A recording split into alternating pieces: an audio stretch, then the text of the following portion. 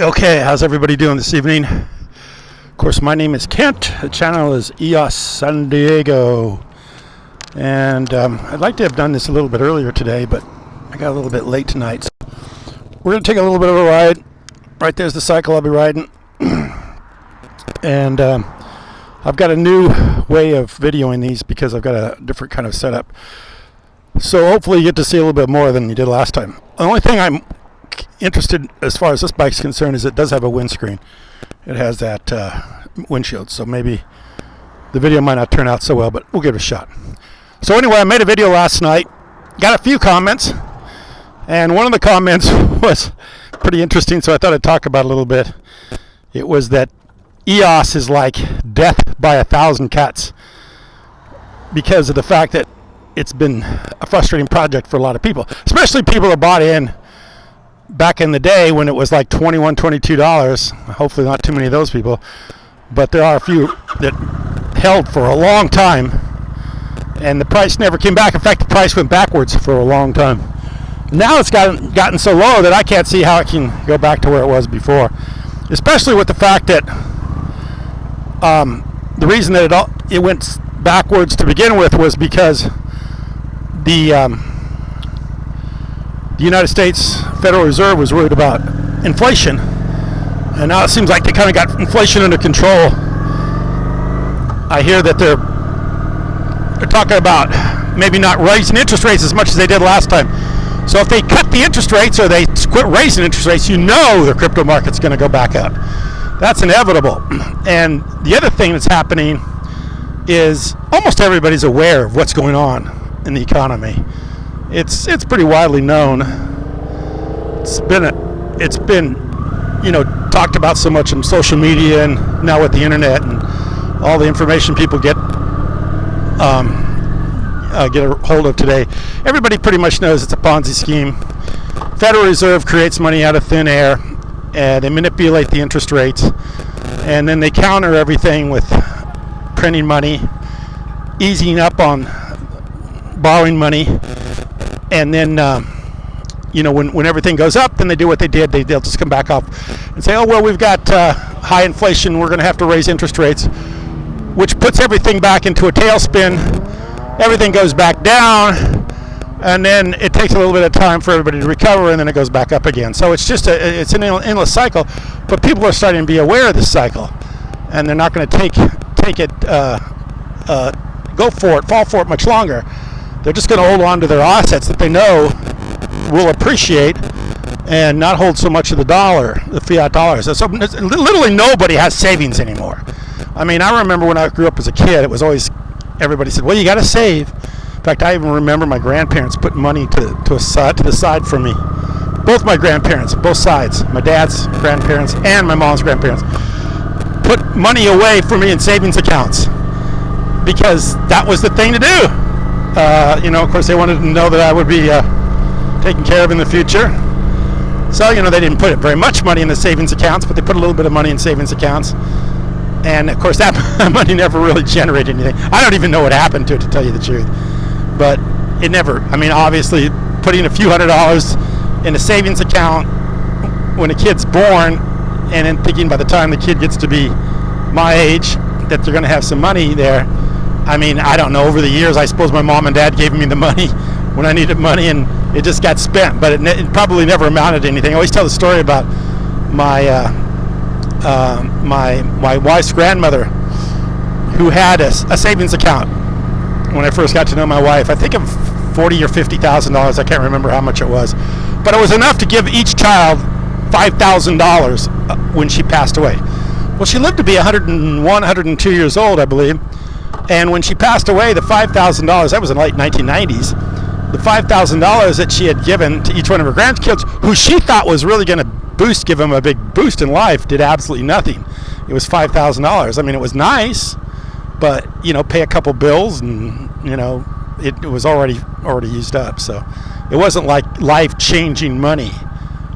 It wasn't like money you could start a business on or money you were going to, do anything with. It was just money that was really just living money. It wasn't really money that you could do much with. But all her life, she was so excited that she had this savings account that she at times probably throughout her life could have used for her own comforts, which I wish she would have. But instead, she kept it saved for her grandchildren because she wanted her grandchildren to have some remembrance of her when she passed away. And of course, she did, but it wasn't money that she thought it was going to be. It's much like my grandfather told me when he retired from working at a factory that when he retired, he worked through the 40s and 50s and probably a little bit into the 60s and retired. He said he had $600 a month pension from his factory job, and of course, in his mind, $600 a month, through the 40s and 50s would have been a pretty decent salary for retirement. But by the time he lived into the 80s, the late 80s actually, passed away in 1988. By the time he passed away, it really wasn't, $600 wasn't hardly enough to live on. And of course, he got a little Social Security along with the $600, but the bottom line was it just wasn't enough to do much on. So, he was disappointed. I mean, his thing was, I always thought that I would have a good retirement. And at the end of his life, his retirement was a struggle. So, and that's what's happening to everybody. Nobody has this easy life if they're just putting their money in savings. I mean, you've got to do something rather big with it. That's why I'm into the cryptocurrencies. That's what I love about Bitcoin. I mean, I saw Bitcoin go from 2020, or actually 2020, go from $5,000 to $60,000 in a matter of less than, I think about a year and a half, a little less than a year and a half, if I remember right. Yeah, it's gone back to 20, but that's still way better than it was when I put the money in when it was $5,000. So yeah, cryptocurrencies are a place to go. If you could beat the interest rates with cryptocurrencies, if you stay with it. And that's what I'm trying to tell people about EOS. Yeah, EOS went through a really hard time. And trying to figure out how this blockchain was going to work. Even today, when I look at all the different projects on the Pomelo, people are trying to struggle what to do with this blockchain. Is it the metaverse? Is it the NFTs? What app is going to be the app that really takes off and does something? We're still struggling to figure that out. And that's why I say the price at this price is a real opportunity to buy something and grow with it. And if it does, everybody talks to me about the $100 party, because I did make a prediction of a $100 party. Everybody talks about, this is the street I made the video on last night, if you're curious. And we got a lot of bikers, little bikes like this guy on this. I got to watch my business. The problem with this video is it's taking up my whole vision. That's almost 100% of my vision. I'm just looking at the size of my cell phone because it's right in my face.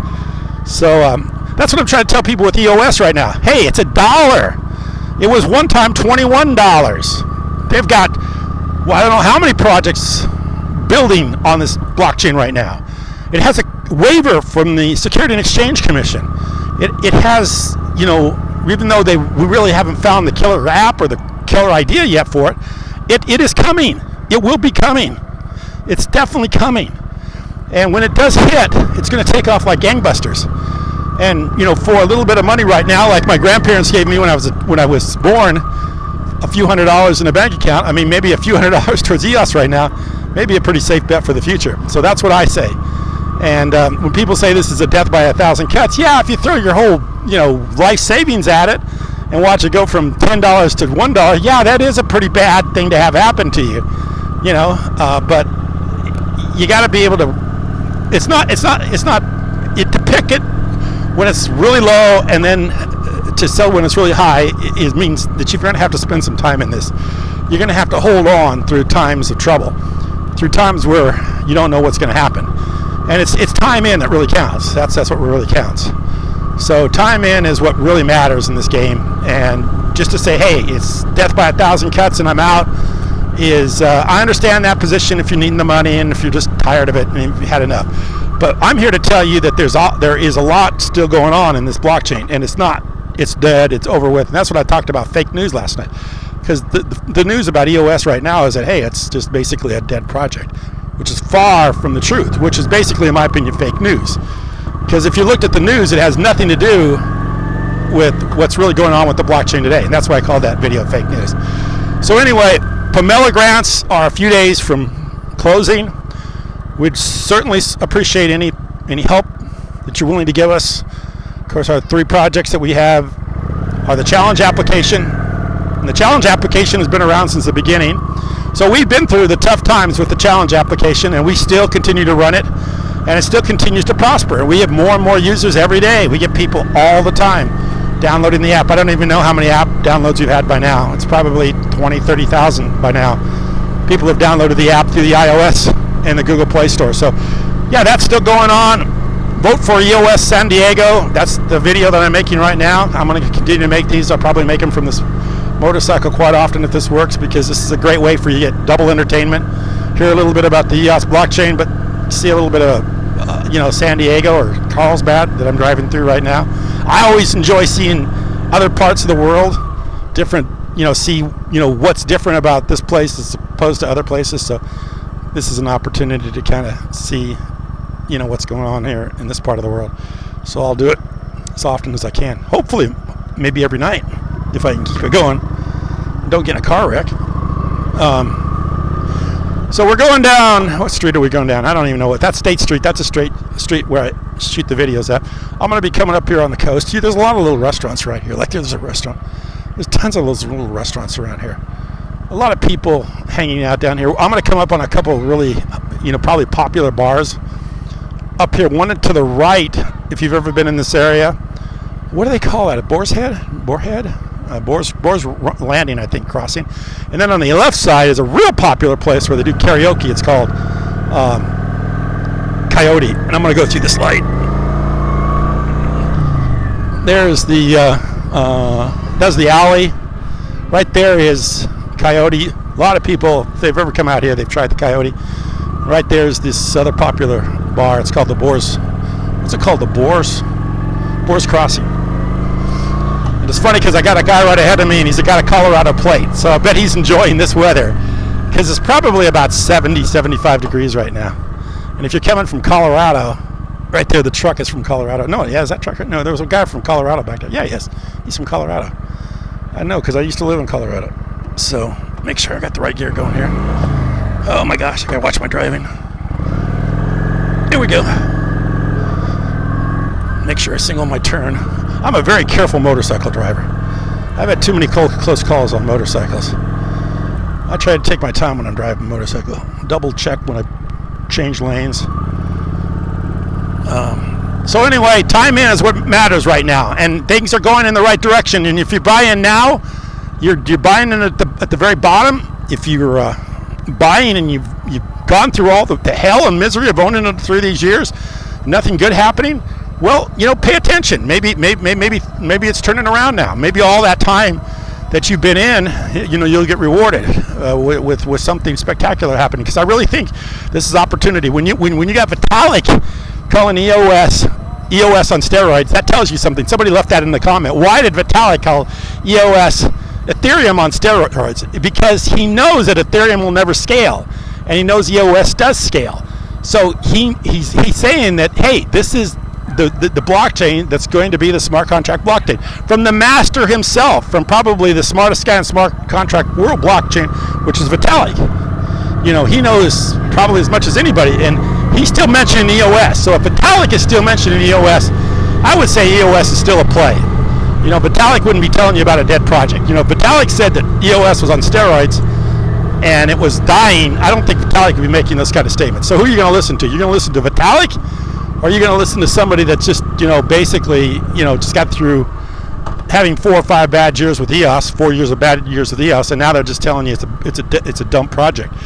And Vitalik is calling it Ethereum on steroids, but Ethereum keeps going up. I mean, Ethereum's going up all the time, but EOS kind of never really does much. So hey, that's where we're at today. Hang in there. Things are getting better.